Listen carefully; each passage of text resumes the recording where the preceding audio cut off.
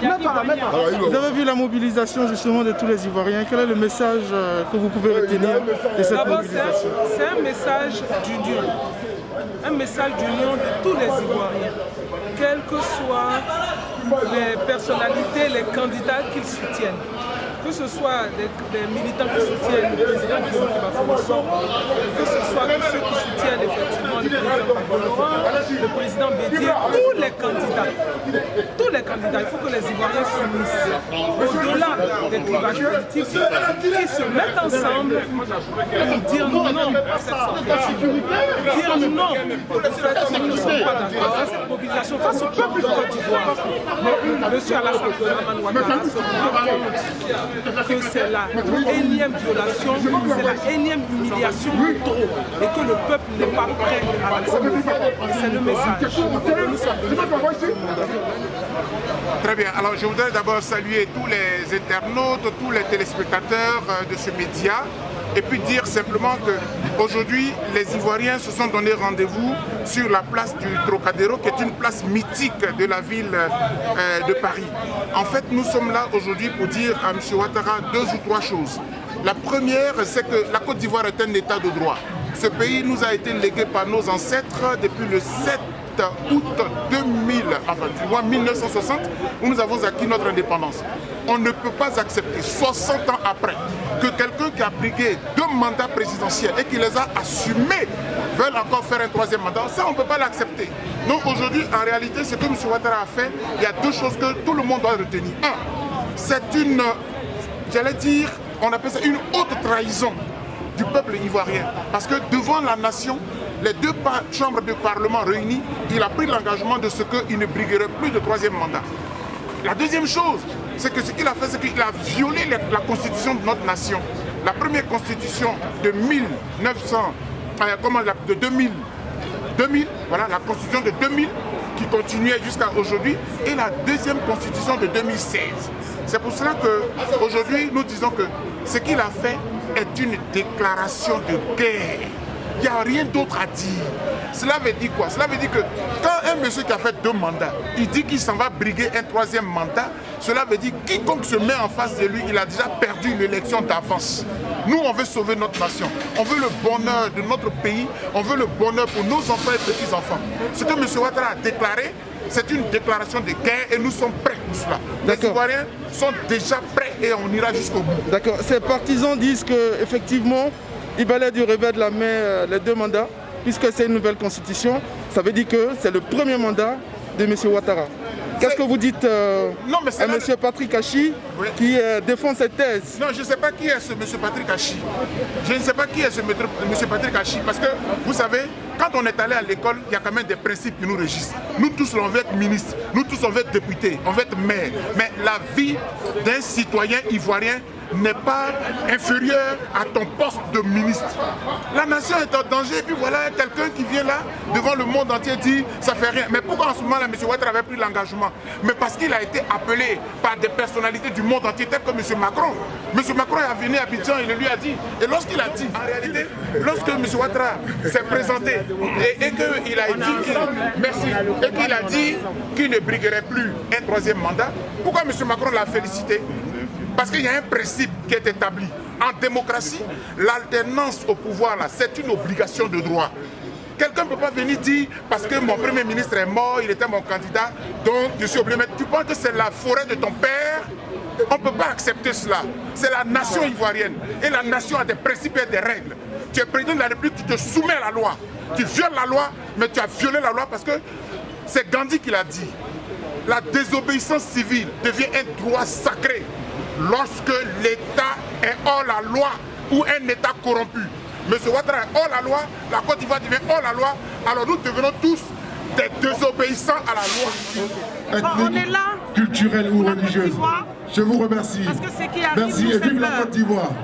Le monsieur merci beaucoup à Kerem, je remercie tous les amis, tous les camarades qui sont venus. Avant de terminer, je pense que on est arrivé à un stade où les enfants de Côte d'Ivoire doivent être ensemble. Allô.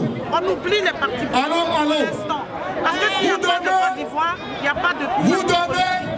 Donc nous sommes là pour dire que nous ne sommes pas d'accord pour un 3e mandat pour M. Ouattara. On n'est pas d'accord avec ça. On ne veut pas Alassane. Parce que le message que je vais véhiculer, On va reculer. c'est ce message-là qui fera que Alassane Ouattara va laisser le pouvoir. Parce que je suis de la maison, je les connais, je sais comment ils fonctionnent. Donc je suis mieux placé pour parler d'eux. Avant de commencer, chers parents, reconnaissez que depuis que Alassane Ouattara a décidé de faire un troisième mandat, Il n'a pas le droit. il n'est plus président de la République de Côte d'Ivoire. Je vais vous dire pourquoi.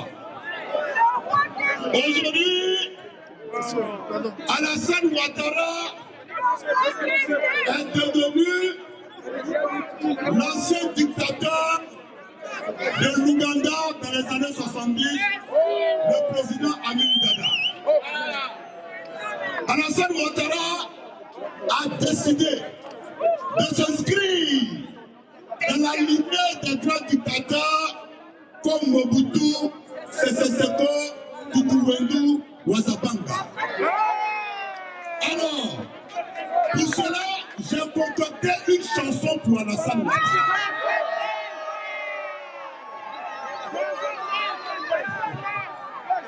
Voilà. J'ai concocté une chanson pour Alassane Ouattara. Taisez-vous ensemble, on va l'annoncer, la chanson.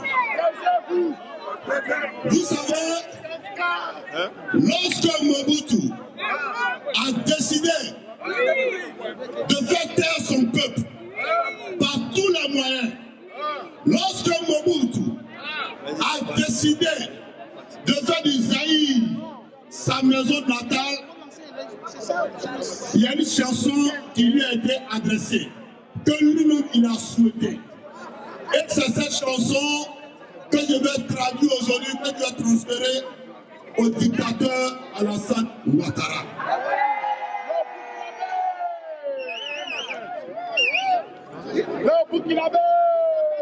Alassane Ouattara, Tukuwendu, Wazabanga.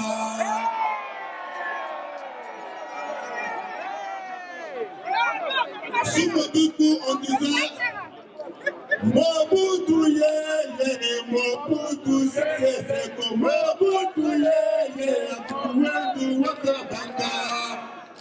Maintenant, cette chanson, on va la traduire pour donner à Alassane Ouattara. Alassane Ouattara, Alassane dictateur, Alassane Ouattara, Tukuwendu, Wazabanga. Mesdames, Mademoiselles et Messieurs, je suis Côte d'Ivoire.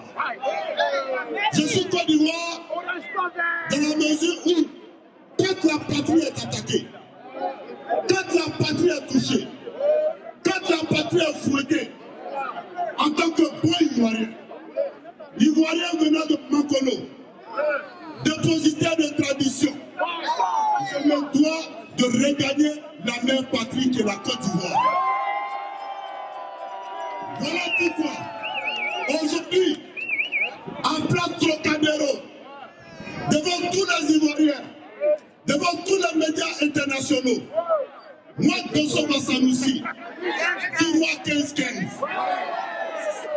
cyber militant RHDP, militant de première 1, RDR, devenu RHDP, je dis, je ne peux pas accompagner Alassane Ouattara dans cette couverture.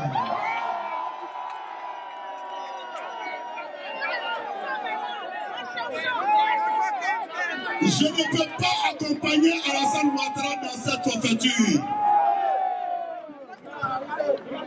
Aouzou Billah,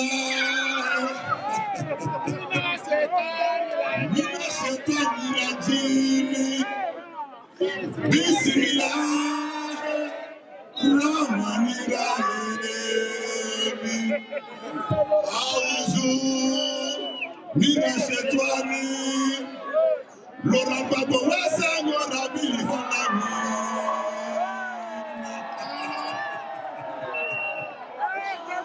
Soro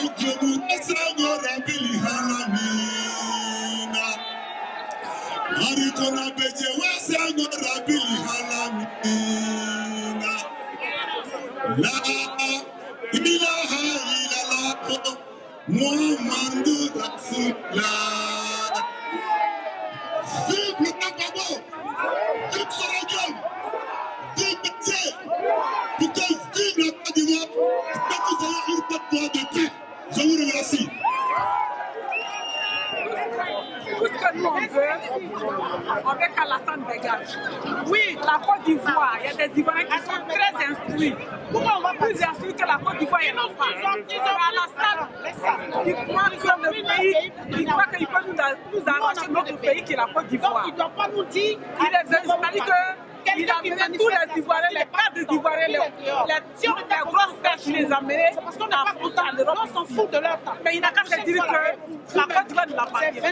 On va lutter pour notre pays. Je m'appelle Mireille Saki.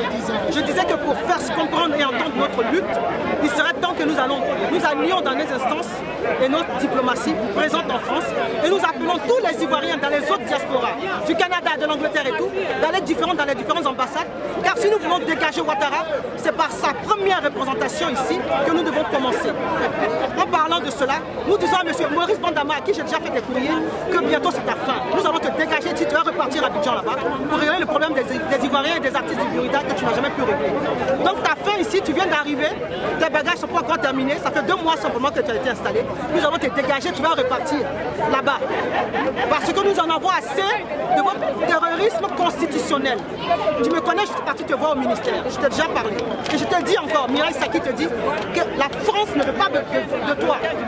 La diaspora ivoirienne en France ne veut pas de toi. Nous ne voulons plus de toi. On te dit qu'on va te dégager de l'ambassade de Côte d'Ivoire en France. Et nous appelons toutes les diasporas, l'ambassade des États-Unis, du Canada, de l'Italie, de partout, toutes les diasporas, allez dans vos ambassades. Si vous voulez dégager Ouattara d'Abidjan, vous devez le dégager par les ambassades d'abord extérieures. Et nous interpellons tous les diplomates pour dire que la politique ivoirienne, nous vous avons demandé de l'aide, vous n'avez jamais voulu vous interposer. Maintenant, laissez-nous, nous allons régler nos problèmes entre Ivoiriens. Merci encore.